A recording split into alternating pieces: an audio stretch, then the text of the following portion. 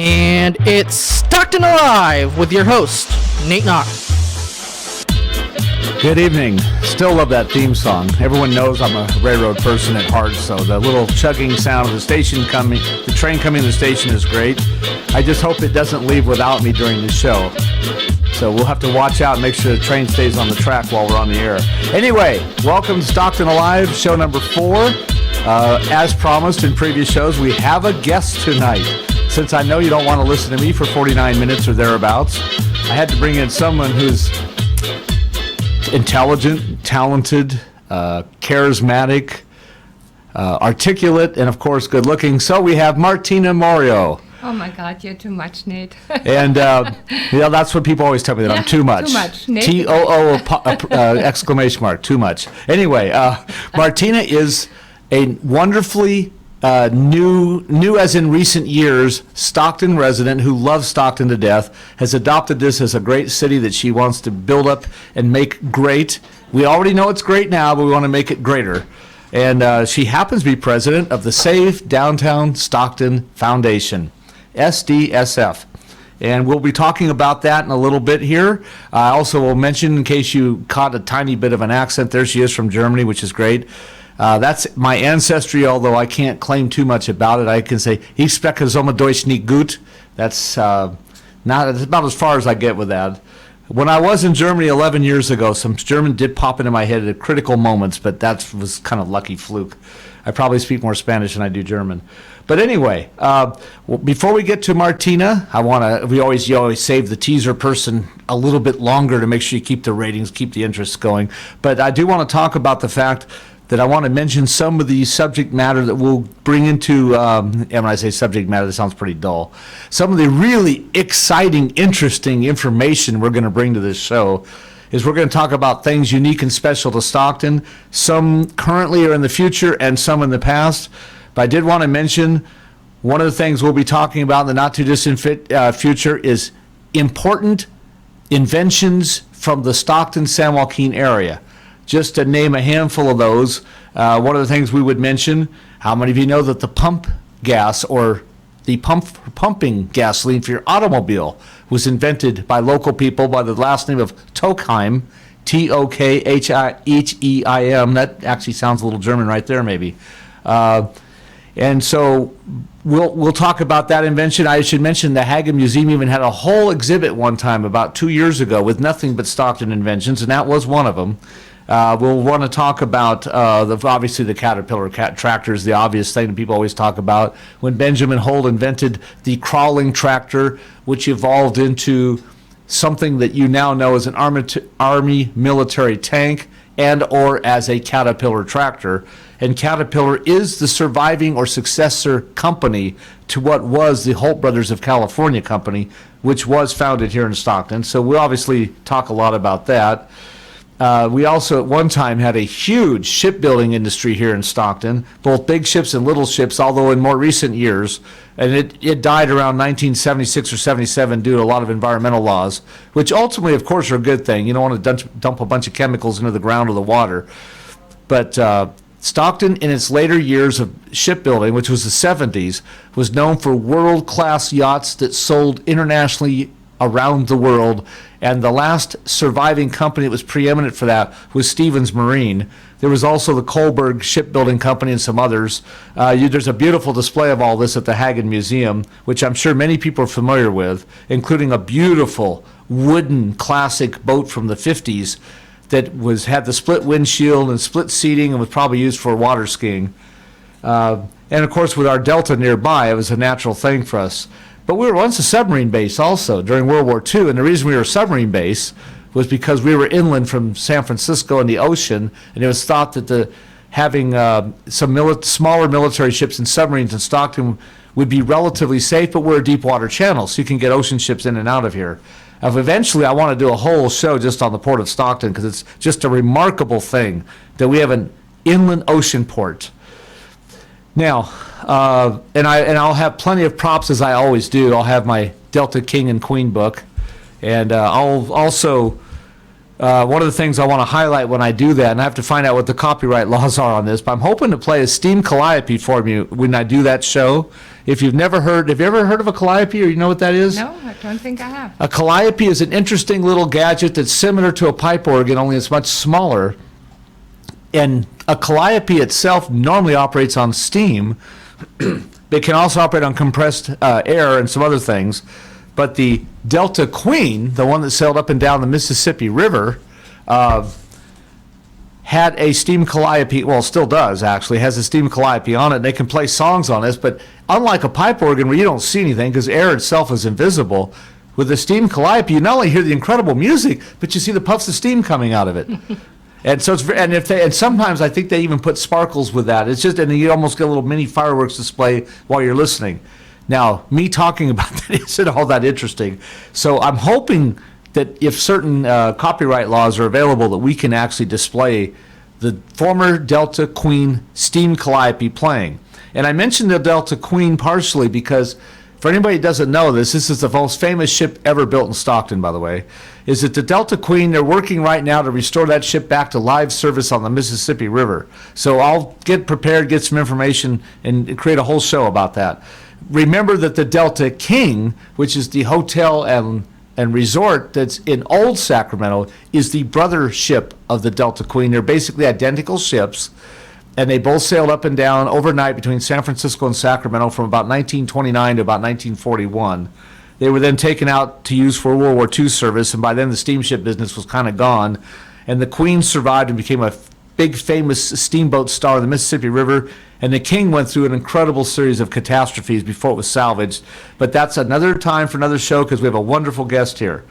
And so having given you an idea, and then all the things that we'll talk about too, because again, we want to keep this show current and live in future. In addition to Save Downtown Stockton Federation, which is our subject for today, we've also got FONS, the Filipino American Historic National Society. We've got the Little Manila District downtown that was famous, and we have a Little Manila Foundation in downtown with a museum, and FONS now is a museum open on weekends in downtown. We'll obviously want to talk at some point, I've not done this in detail yet, but about the stock market, which you and I have experienced, and it's a wonderful event that now occurs essentially monthly, and now for the time being is at Caldwell Park, right up north of the Miracle Mile here, actually on the north edge of the Miracle Mile. Then there's the Sycamore Building downtown, which has special events, which is on East Weber Avenue. And an event which has occurred recently and is going to be reoccurring is these really interesting, kind of semi-luxurious but affordable sit-down, locally grown, fresh food, healthy meals at a local store on Alpine called In Season, which specializes in fresh, locally grown fruits and vegetables. And I think, if I remember right, their main purpose is to teach people to grow their own and to get some of the seed plants and things from them, and to learn how to not only grow the food, but then cook it, prepare it, and present it, and serve it. So those are all things that we have coming up in the next few months with our show, Stockton Alive. So with that having been said, I don't want to steal any more time from our wonderful guest here. So Martina, first of all, and we don't want to talk about it for too long, but if you can give me the short version of how you wound up at Stockton and why you love Stockton so much, and then we can talk about the Save Downtown Stockton Foundation. Yes, of course, Nate, and thank you again so much for inviting me. It's a pleasure to be here with you tonight and to be your first guest. It's an honor. She is my first guest ever on this show, by the way. So what brought us to Stockton about 7 years ago was the economy hit many people. It hit us in San Francisco, and we just couldn't afford to rent our beautiful flat there any longer. So you were priced out of San Francisco, Yeah, really, for sure. We really were, and Okay. Fortunately, my husband had, together with an older friend of his, invested in our house in Stockton, and it was always rented, so we hardly came to Stockton because it was always going on for many years. But then during the late part of 2010, our tenant also stopped paying her rent because of her situation. Well, that's a the pretty economy. important reason to make a trip into Stockton. Yeah, well, actually, we didn't even at that time, but So after 2 months, then she finally sent a message she was out, and we had a short conversation, and we were in. So we were in Stockton, and I must say, I really did not know much about Stockton before we moved here. So actually, I thought I was moving to the country, and between apple orchards. And then the first couple of nights we spent at our house, I actually heard a rooster in the morning. So that confirmed my belief that I moved into the farmland, which is actually my background. I come from a very small town in Germany. So I thought, well, here I am. Sounds very familiar. And then as we explored every weekend in Stockton and its boundaries, I found out that I'm actually living downtown. Right. In an actual city, by the way. Yeah, in an actual huge city and beautiful city. And so, yeah. So well, by population, the 62nd largest city in the United States. People still do not realize that they live here, that by population, now within California it's not all that big, but in the United States of America it's actually big. We're right there with Cincinnati and St. Louis and Pittsburgh as far as population. Now, granted, that's the city limit population. If you say take Pittsburgh, I think the metropolitan area is about 2 million people. Stockton's metropolitan area would be more like 600,000, but still, we are a major city. Yes, absolutely. And so, so then I started to explore our downtown and neighborhoods. So, yeah, actually, that's what brought us to Stockton. And then, of course, we won't go into all the details, but your husband also basically rebuilt the entire house by hand, more or less. And now you have this incredible, charming house. And we live a few blocks from each other, by the way, which is pure coincidence, but we're in an older part of town near Acacia Street, near Dameron Hospital. And the homes in there date anywhere from 80 to 100 years old. Yeah. And I mention this because these older homes have a lot of distinctive characteristics you don't often see in a modern home. The curved ceilings, what's called wainscoting on the side, where you have maybe wood paneling that goes halfway up your wall and it's got carving and decorations, all of which is great until you're cleaning, by the way. Dusting those things is a nightmare. But and then you've got beautiful door frames surrounding your door, and depending on how much work you've done or how old your house is, you have some fairly attractive looking decorative push up and down windows with little framed windows. You guys have the good modern version of that, and I have the original, which could use a little bit of work. But the point is, these are very charming homes, and the homes in our area aren't like a tract house either. Pretty much every house has its own distinctive architecture and personality.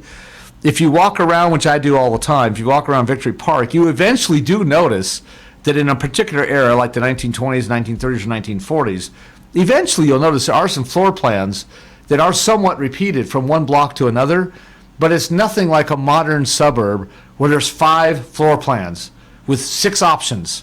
And if you go down every street, you'll see every one of those homes repeated over and over and over again. Also, when people come to our neighborhood, and this is true as the older part of Stockton, the older part of Sacramento are almost identical on this, and you could think J Street, Sacramento to a point when I talk about this, or the area around some of the area around Sacramento State. Our homes had garages built on the side or the rear, meaning that the architecture of the house is not dominated by a huge garage sitting in the front yard, in front of the house, by the way, and there's no huge wide swath of cement. We have houses, porches, and yards, and gardens, and then off to the side is a little trail that goes to a garage somewhere in the backyard. And that's why our homes look so distinctive. The other thing about our homes in our area is that most of our homes were designed with a living room in the front with a big picture window. People used to sit in the front of their homes or on their porches looking out on the street, partially because that was a nice way, because people walked and took trolley cars and they didn't drive, for one thing, and they were walking to and from the sidewalk, number one. Number two, though, is that people, prior to air conditioning too, people sit on their porches for relaxation and fresh air. But also prior to the era of mechanized, stereotypical toys and this paranoia we have of people being in the public, is that people used to live in the front of their house, not the rear of their house. What I'm trying to say. You had a living room and that was pretty much it, but now most homes have a family room in the rear and the kids play in the backyard. and then you have arterial streets with big brick walls, which almost look like an outdoor tunnel. My point I'm getting at, if you walk in our neighborhood, you feel safe because you know there's people sitting in the front of the house, and you've got eyes looking at you. Yeah. Whereas in modern suburban areas, you can walk on the street, and if you have a sidewalk, which some suburbs don't, but if you walk on the street, there's no one looking out the window or seeing that you're walking. You're kind of isolated in the plain view. It's very hard to describe this till you experience it yourself. The other thing we have is a lot of huge trees lined up and down our streets. Beautiful, yeah. On a day like today, for example, if you're in the hot, bright sun, it's hot. But if you're walking under the tree-lined streets with a little bit of a breeze, that cuts it 10 or 15 degrees down, and instead of being hot and awful, it actually can be very refreshing and pleasant. So we've just done a whole advertisement for how beautiful it is to live in Stockton, and we hadn't even talked about the main thing that is the main subject for what I wish to talk to you about somewhat, which you are president of the Save Downtown Stockton Foundation. Yep, that's right. And you have a couple specific projects you're working on, one of which we'll briefly mention, but is still kind of moving down the pipeline. There is an ultimate plan, we hope, to put a spire up from the original Hunter Square Plaza. When I say original, I mean the recent original Hunter Square Plaza that was built in the 60s for the current, soon-to-be vacated courthouse. When they built the new courthouse on Weber Avenue, of course, we lost the entire Hunter Square parking lot, which wasn't anything much to look at, but we lost Hunter Square itself, which had a contoured reflecting pool and a fountain with is it brass or copper? I forgot what the spire is. Yeah, it's copper. But a huge copper spire with multiple little legs, and water used to shoot up and then trickle down. It was very nice to watch that. All the local newscasts from Channel 3, 13, and 10, and other people, 40 and other people, used to do all their stand-up newscasts from that fountain when it was operating, and it used to be also highlighted with multicolored lights projecting on it.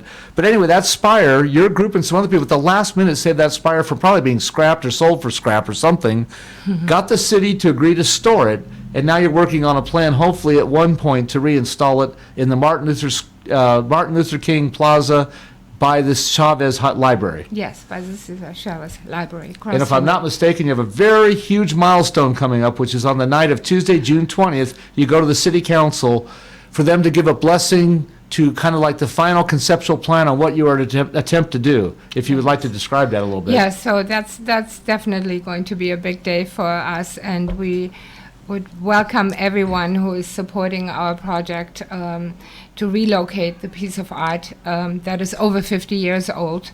Was designed by Glenn Mortensen.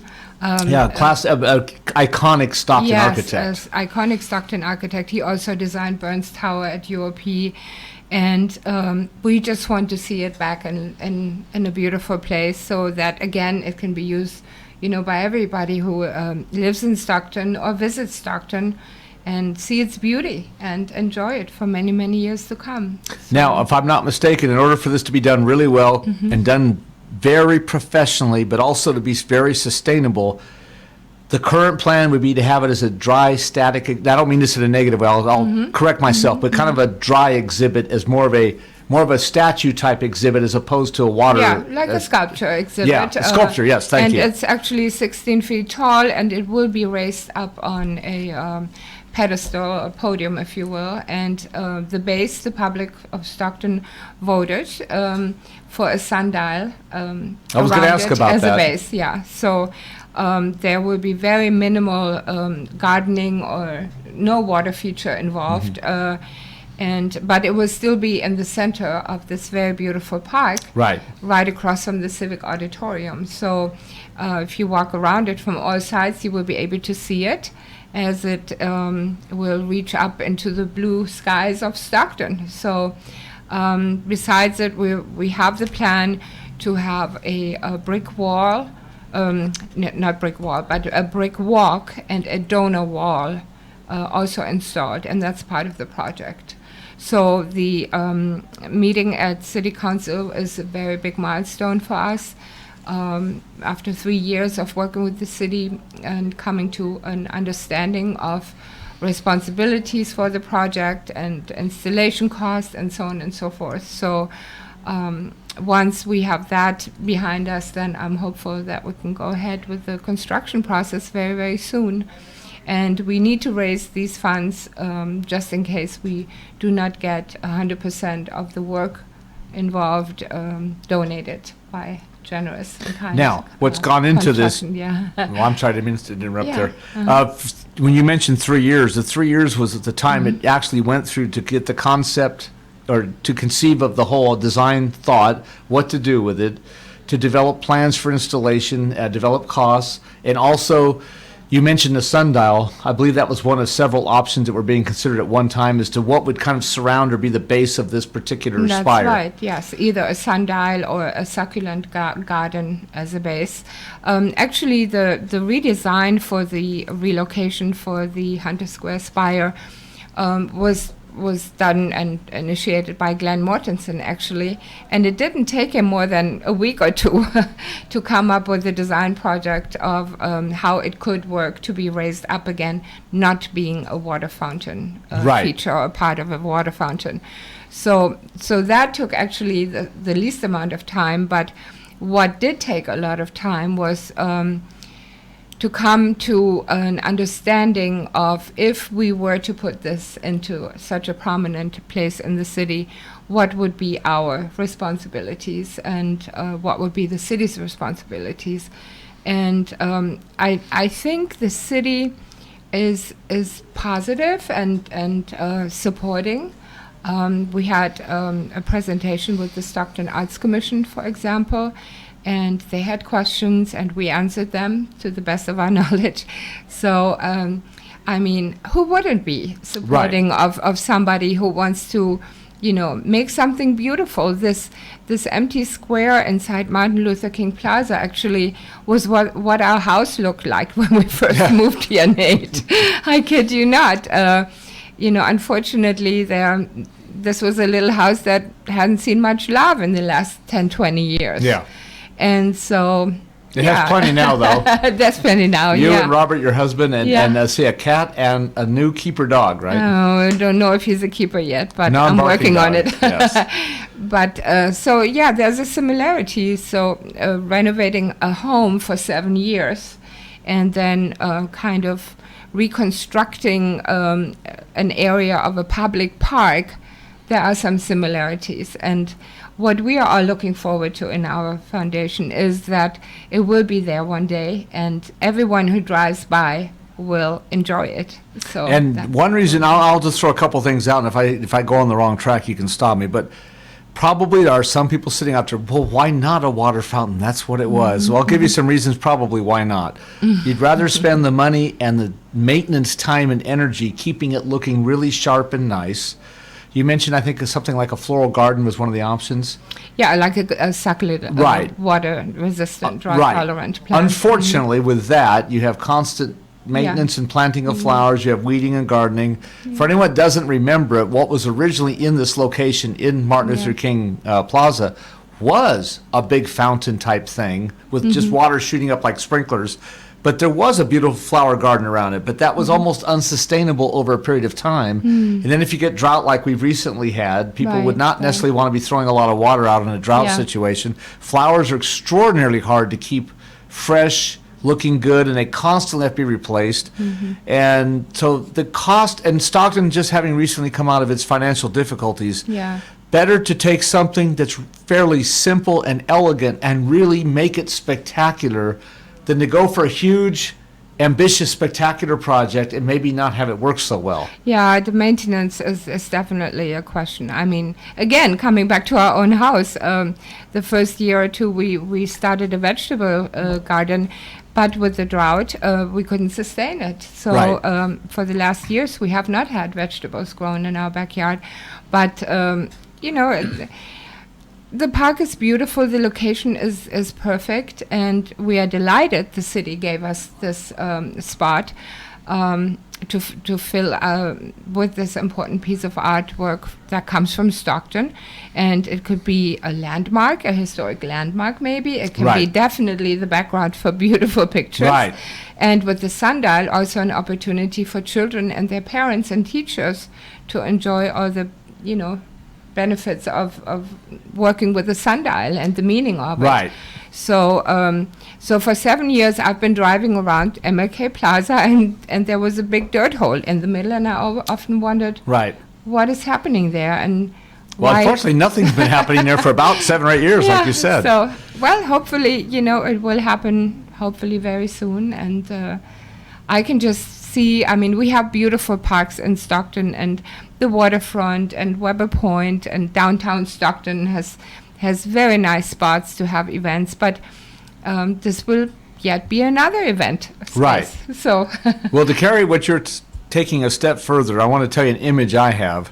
I don't know, well, I'm sure you've been there because you're from San Francisco, and I used to live in downtown San Francisco at one time on O'Farrell Street, right near Union Square. But if you went to the Golden Gate Park, of course, and I don't remember exactly which building this was, I haven't been there in a long time. Mm-hmm. It might have been the Planetarium building or something like that, or the Museum of Natural History or something. You might recall they have a huge pendulum clock in there. I can't tell you how many times, every time I've ever been to that building or been in that museum, people will literally line up and stand there for 5 or 6 minutes to watch the pendulum go back and forth, which of course is on natural earth movement, if I'm not mistaken. that's amazing. Yeah. And eventually, I forget if it's every minute or every 5 minutes, it knocks a little wooden peg over. And then every 24 hours at some point, they go in and set these all up again. But people are literally just transfixed by that. And it's also an educational thing. If you take kids there, the first thing I ask, well, why does it go back and forth? Why does it knock the things over? Why do they set them up? What does that mean? Well, same thing will happen with a sundial. And the location Engages, is perfect for that because. Right. So first, beacons of education or homes of education. I myself was a bookworm. Of course, I grew up as a nerd. Everyone knows I have my tools of the trade here. I keep these inside my coat so they're not visible. And I have my whiteout, my tools that I always have, and of course my yellow legal pad clipboard. I always have these things with it. I don't have my World Almanac with me today, but I did bring my Delta King book in case I had to reach deep into history. But the reason I mention all this, it's still, I believe, is a popular thing for little school kids to, with their parents or as part of a class, to go to a library. A library is still a wonderful place of exploration and discovery. What a great thing that people, either on their own individually or as a field trip, either with a teacher or their parents or brother, sister, relative, whatever, significant other, they can double dip now. They can go to the library and get the book of their choice or go on the internet or whatever they do in the library, look at reference materials. Me, I would go look at the World Almanac and other various things and the national budget or something. But all the things you can do in the library, then after you've filled your head full of all that and checked out some books, you can sit down, relax for a little while in the beautiful green park, and then after all that, you can walk over and look at the sundial and say, okay, son, tell me what time it is. And then, of course, for little kids, they can be taught what a sundial is and how it works. Actually, I don't know exactly how it works myself. Neither do I, but Christina Frankel knows, and Yes. she will tell both of us. Correct me if I'm wrong, it's next time somewhat we see her. elliptical rather than circular because the sun is at That's different right. angles at different times of Yeah. the year, and somehow they've calculated all that. Yes, But the amazing. point is, you've got all these things you can do with that. And with everything we just said, it would be, and you mentioned this briefly, but I'm going to expound upon this, it would become a conversation piece and a destination all unto itself. People would even come to downtown Stockton just to look at the sundial. There aren't that many sundials. Just That's like we have right. an inland ocean port, which I talk about at least 10 times every show. Yeah. There aren't that many significant sundials in the world that I'm aware of, and certainly there aren't that many that are that in the Central Valley that I'm aware of. And then on top of that, this would be a large one. Sometimes Fairly you'll see a large, sundial, but they're a little thing about this big. No, it This will go is a around. life-size Yeah. thing. You walk up, you walk around, you look at it, you inspect it, you look at the sun, you look down, and then you see the shadow moving across. Just like in San Francisco with the pendulum clock that you actually literally will stand there for minutes on end watching it go back and forth, and you'll start thinking, oh, when is it going to hit the next peg? Of course, it actually hits the next peg at precisely a certain time because it's programmed to do that. So you're hypnotized. But you don't necessarily believe it. So you stand there and you watch your watch and you watch the thing and you watch well, say an example of the sundial. Yeah. Somebody's going to go out to say, I wonder if it really says it's 4:03 p.m. at a certain time. Yeah, so I'm pretty positive that we see a lot more people standing around the center, the heart. And for good reason. People would be standing there in a respectful, educational, happy, joyful way. Yeah. Instead of just hanging out in the park. Yeah, but even hanging out in the park is so that's nice okay too, as long as you're doing it respectfully and everything. Yeah. But it will give this park several things. It gives it an educational theme, it gives it a destination theme, a tourist theme, and it gives it a conversational theme. All these things come out of simply putting in a spire that could have been scrapped. Piece of art. And it's a piece of Stockton history, an iconic piece of by an iconic architect who then designed the plan you're talking about.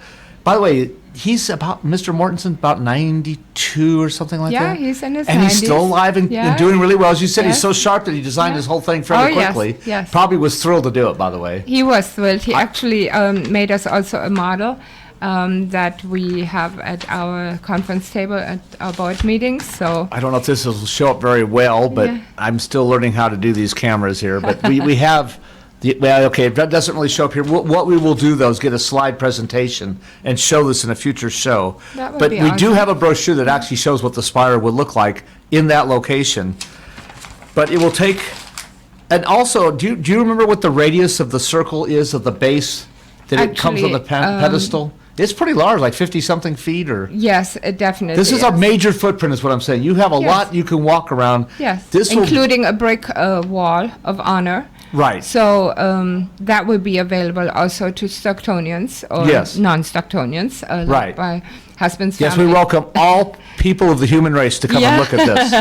Like they have at Victory Park at the Rose Garden. So Right. you can honor someone special, or since the Vietnam or the Veterans Memorial is also located inside MLK Plaza, you can also honor your special veteran in front of the Spire projects.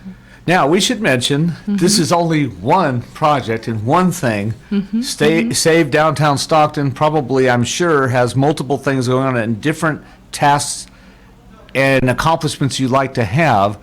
Now, of course, for all this to happen, nothing comes free. And you are officially a nonprofit, correct? Yes. And so would you like to give the people some information as to how they can contact you or make donations to make these things happen? Oh, certainly. I mean, please visit our website at www.savedowntownstockton.com. And also we're on Facebook, Save Downtown Stockton or SDSF. And you can learn a little bit more about us and the project. And, of course, support us in every way you would like. We also welcome you to join us for a board meeting, so you can send me a message, or Christina Frankel, our executive director. We welcome new team members. We are usually at every stock market as well, and that has been a very successful base for us to meet with Stocktonians and tell them about our plans, and received only positive feedback. So thank you, Stock Market, for having us there. And you know what prop I forgot to bring now that you remind me? I forgot to bring my red bag that says Save Downtown Stockton, my red tote bag. Oh, that's cute. In fact, there was a photograph of a cute Stocktonian with her tote bag from some event the other day, and I sent a little Facebook message. It says, well, you should pose with your tote bag. And I didn't think, well, I don't have that tote bag, but I have my Save Downtown Stockton tote bag. There you go. So I need to get that and get that photograph up there and put it on Facebook. That would be nice, Nate. And but those are beautiful red cloth bags. Do you still give those away at the stock market, or Actually, part of gifts or we whatever? just ran out, but my co-creator and friend Joe Neese is working on maybe a different design for the project. So we're collaborating, and we'll come up with a new tote bag. And sometimes, we gave them for free as a souvenir, or... and there's also part of purchases of other things at some of the booths in the area, right, or something? Yeah, exactly. Or if people made a donation on site, of course, a little souvenir. So, they were good. Yeah, it's a beautiful tote bag. It's bright red. It's real strong. It holds things. I love tote bags. In fact, I used a tote bag to bring my stuff here tonight, along with my briefcase. But in fact, I've got it right down there. But anyway, my tote bag is actually green and talks about being green, by the way. Remember, if you're using a tote bag, you're not using plastic, number one, Very nice, which yeah. is essentially non-biodegradable and clogs everything up and hurts everything. And paper's not bad, except, of course, you had to chop down a tree and process it to get it, but at least it's biodegradable and it's made of natural things. Paper bags, so paper bags are better than plastic bags, but tote bags, you reuse material or don't even have to use material so much.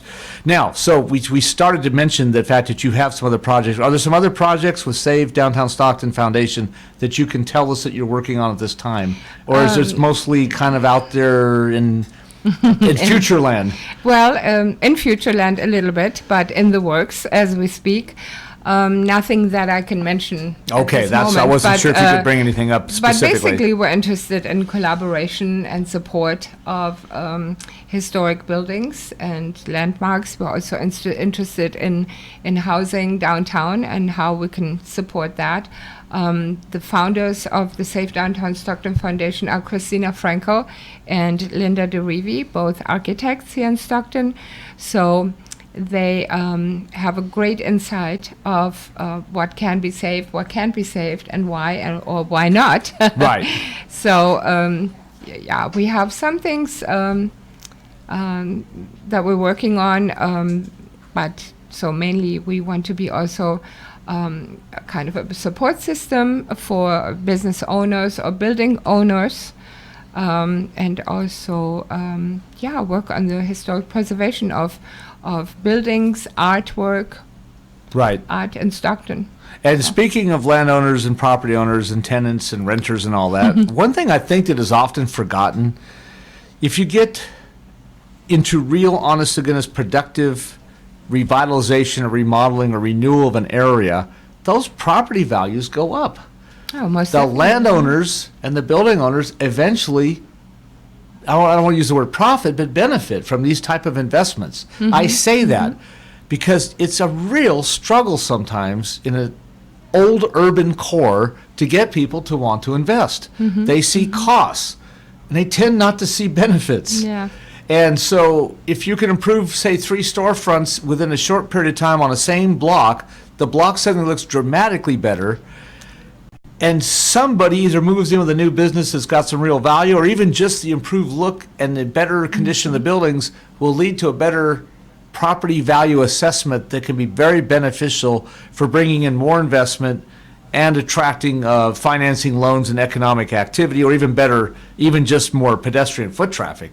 I know if you're walking through an old downtown area and you look ahead, you'll choose a block that looks better in this direction than you will over there Yeah. to get to the same place eventually. Yeah, and I don't know the numbers, Nate, but it would be interesting to know, to see the numbers or businesses and their success, let's say in the last 2 years only, because so many things have happened in downtown in the last 2 years only, and so that's a good sign of things are happening and Right. improving. And I myself have seen so many beautiful offices and just recently also apartments that friends live in downtown, and I want to live there. No, I don't want to live there, but I would actually live there. Right. You know, if we didn't have our house. But Well, and your house is so charming. After all the work, you I wouldn't want to know, leave no. it now. I but- tell you, blood, sweat, and tears in Yes. every room. Yes.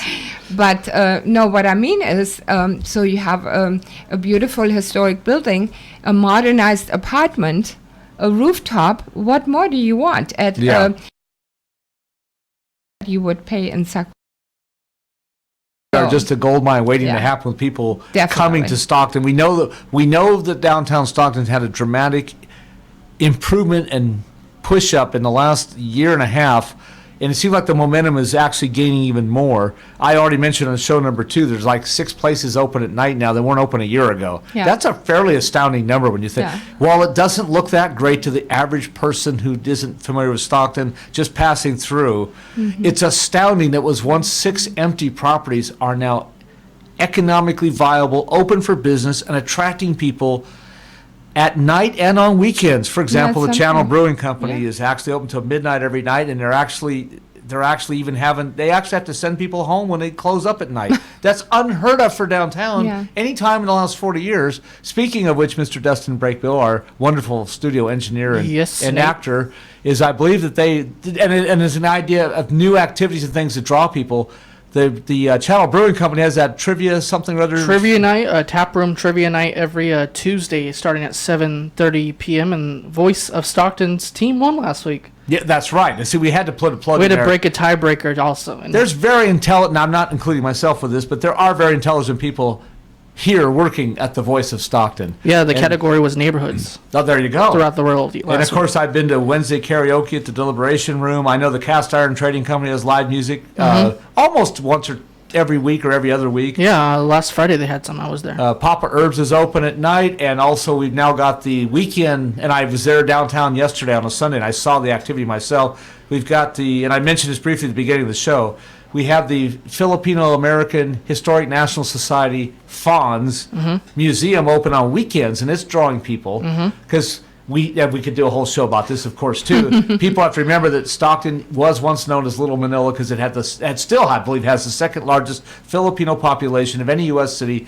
aside from New York City, and was once an international destination for Filipinos. Actually, still sort of is, except that the area of town that made that famous doesn't really exist. It's mostly under the Crosstown Freeway now. But now, before I forget, you mentioned some names that we really need to do a shout out to. Linda Dreevy is just a magnificent architect, and her husband Castellanos. They've had DCA Architects for years, was the name originally, and just to give you one piece of work that I know one project of architecture, example of architecture they did that's absolutely gorgeous and was a game changer, is the beautiful Water Park Plaza downtown Stockton. The DeCarli, I believe it's called DeCarli Square, if I remember right. DeCarli Square, yeah. Yes, and that was one of their projects. And I know she's had many more, but that's one you can just hang your hat on. Christina Frankel has been almost a one-woman dynamo in learning about, designing, and producing paperwork to save and find money and state grants and local grants to restore downtown buildings that were thought to be totally lost and useless. They've done some really great cosmetic things, such as the Commercial Hotel on Main Street, which saved it from essentially imploding on itself, and the facade looks pretty nice now. And the beautiful window facade, I don't know if it's that building or the building next to it or part of it, used to be a Zukor's store with beautiful window displays. Something the modern generation knows nothing about is street window displays. Even window displays that used to even be in big box stores. Macy's used to have windows on the front of it with mannequins and displays, which you don't see anymore. And then, in addition to Christina Frankel and Linda Dreevy, there's also the current architect in that building business who's been so generous to save downtown Stockton Foundation. Absolutely. That is Stephanie Anderson Barroso and her husband, Yes. Juan Barroso. So, yes, they took over Linda and Steve Castellanos' DCA architecture firm on Yosemite. And, they have been... And I mentioned them because they're super relatively new to supportive. Stockton, but they immediately bought into the vision. Yes. Not only bought into the vision, and I don't want to say too much about this, but they put some serious money where their mouth is as far as actually going in and actually supporting fundraisers and hosting events and things that could not have been done without them. Definitely. And you and I couldn't have funded these events. Oh, so definitely you know, not. they've had some really nice events at the Stockton Golf and Country Club, among other things. And Awesome, this yeah. is, how long have they been in Stockton or been associated with the architecture I firm? think if they have been 2 years. That's what I was gonna say. Yeah, not too long. And I've but, only met them a couple of times. They've been extraordinarily friendly and generous to me. But what I want to know is, have you had a conversation with them to understand how they so quickly and thoroughly bought into the idea of revitalizing Stockton?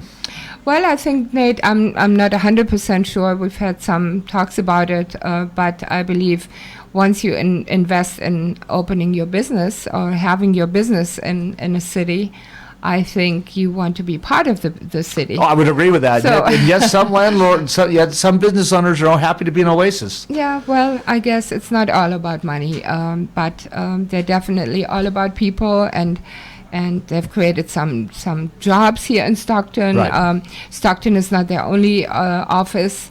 They're all over the place, but it's just wonderful to have that kind of support. And I think the point I'm trying to make is they've gone above and beyond just running a business. Above and beyond, They've really yeah. bought into Stockton is what I mean. That they seem to really want, this isn't just the home of their new business. This is their home they want to see great. Yes, exactly. Now, of course, Exactly. for an architect, it does make sense to have revitalization because you can be designing things. But there's easy ways to make money without doing things that are right or correct. But these people are doing both the good thing and the right thing at the same time and being generous about it on top of everything else. Yeah, And you just that's can't say wonderful. enough about people who do things like that. Yeah. In fact, I really don't like to talk about money on the air very much. But of course, Dustin, you and I have to have a conversation in a future show pretty soon. Yes, sir. About raising the tower here. Yes, we do. The let's see, remind me, Tower Up. That's Tower the Up. term. Yes. Next We do one have is to- actually at Channel Brewing. Yeah, okay, there we go. That's right. And June when is- 15th. June 15th. So we've got June 15th is Tower Up, and June 20th is the City Council meeting. Yes, and actually on June 7th, which is only a few days from today, on Oh, Wednesday, yes, thank you. that's a very big event happening Yes, in Stockton. the night after tomorrow night, as in 2 nights from now, speaking of events and generosity, is the City of Stockton, driven by City Councilwoman Christina Fugazi, have developed almost overnight this huge dinner fundraiser at the Civic Auditorium Yeah. from 6 to 8 p.m. Wednesday night, June 7th, 2 nights from right now, to raise money for the tragic fire and the unintended victims of the I guess for lack of a word, 5 wood families. pallet fire that was in the middle of Weber Avenue in East Yeah. Stockton. Just across Wilson Way and from near the old railroad tracks. That's just an awful thing. If I remember right, about 5 homes were lost and 4 or 5 cars blew up. Yes. All because pallets have been allowed to stack up in the street that shouldn't have been there. People have been warned about it. But the good, and many of these people probably don't have insurance coverage that really covers this.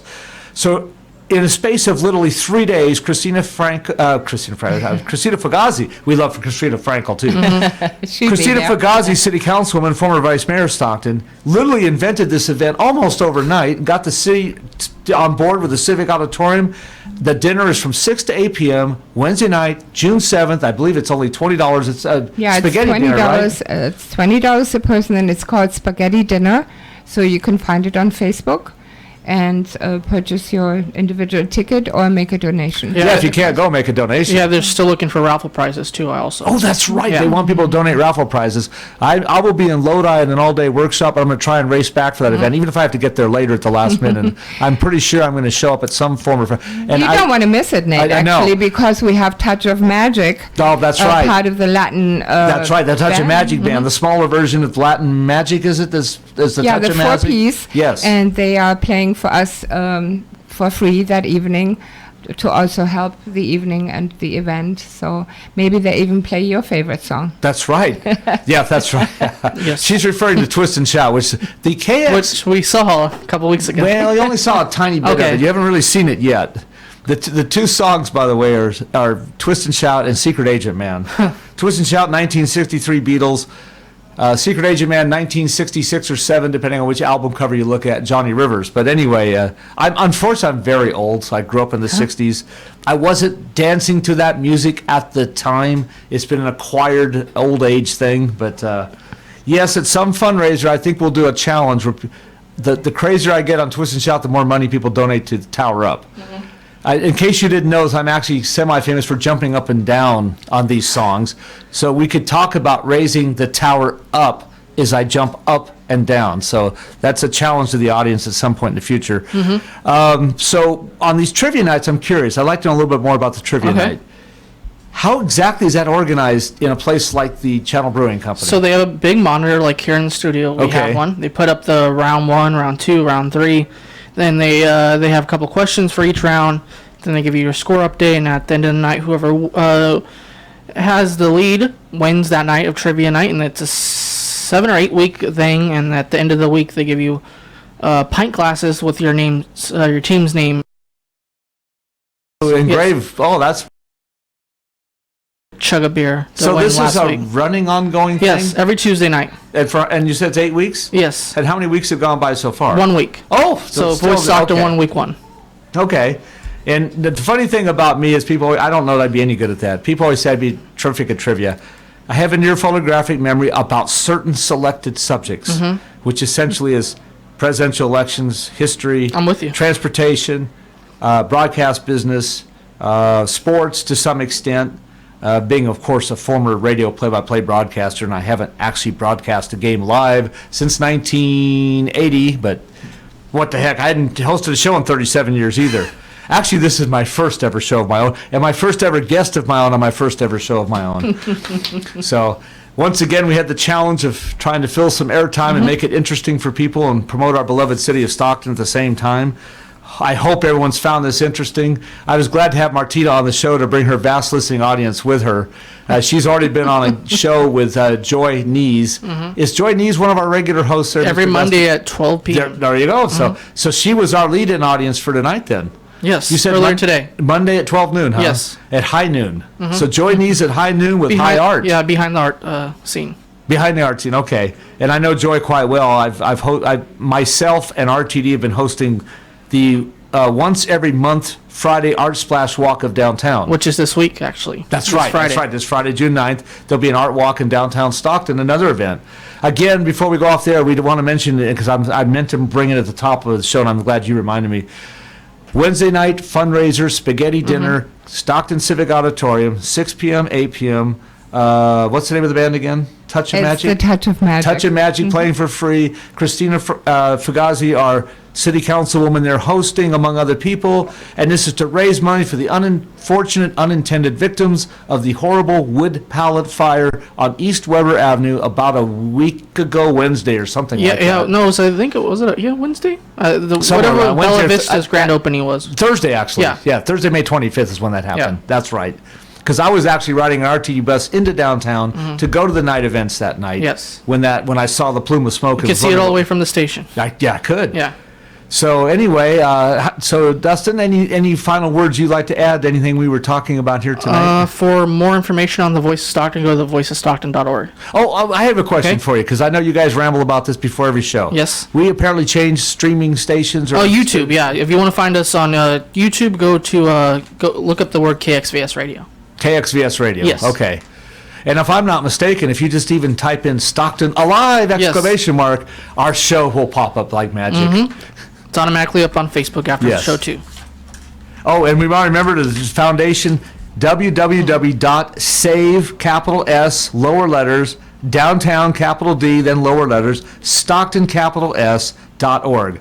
www.savedowntownstockton.org is the foundation improving downtown Stockton, the Martin Luther King Plaza, and our wonderful guest, Martina Morio.